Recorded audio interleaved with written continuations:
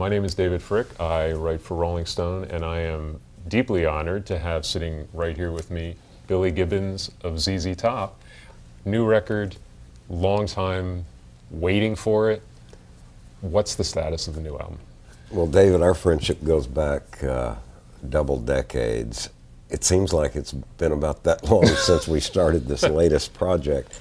The good news is that under the direction of Rick Rubin, ZZ Top has stepped into a new arena with a very understanding producer that has provided a latitude that is not hurried, it's not rushed.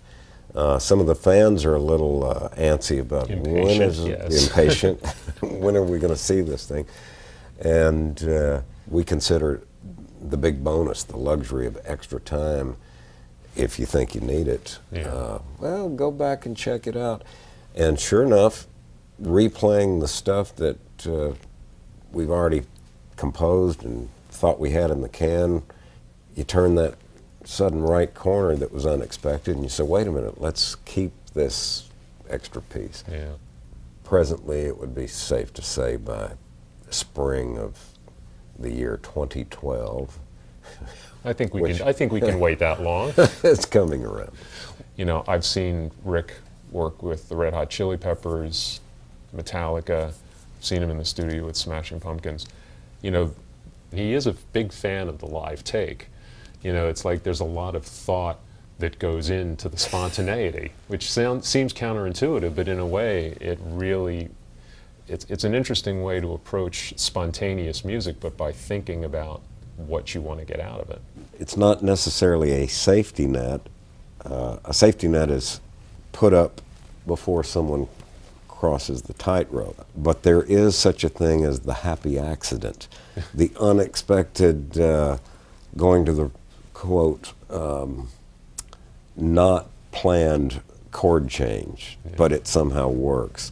Those things are not to be overlooked, and we've had our fair share of happy accidents along the way, so that kind of spontaneity is not disturbed. How would you characterize the writing, the songs on it? Because in many ways, a lot of what you do is still very, very rooted in the simplicity and the force of the blues, but as you've proven, you were never afraid of cranking up a synthesizer or making a pop song, and then yet at the same time keeping the grunge and keeping that grit in place. How would you characterize either the balance or the movement in these songs in terms of that mixture? Juxtaposed to the long length of time since the announcement that ZZ Top was making a new record. Which was quite some time ago. Yeah, we're going back at least a couple of years. Yes. However, it's been broken up with this incessant touring and being dragged out of the studio. The opposite side of that is that when you add up the days in the studio, it hasn't allowed us much time to do much else than plug straight into an amp and play it as a trio. We're still not afraid of experimenting when time allows. Yeah. These are things that don't normally pop up in a ZZ session when it's just go in and get it. Yeah. The interesting thing about working ZZ Top and Rick Rubin, that's one extra giant beard in the studio.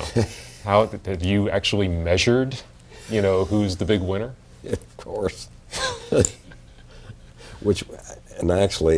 he was so sensitive about it. I enjoy being called out on the street. Hey man, there's that guy from the ZZ Top guy. No, it's the Bones guy. No, it's the ZZ Top guy. You're both right.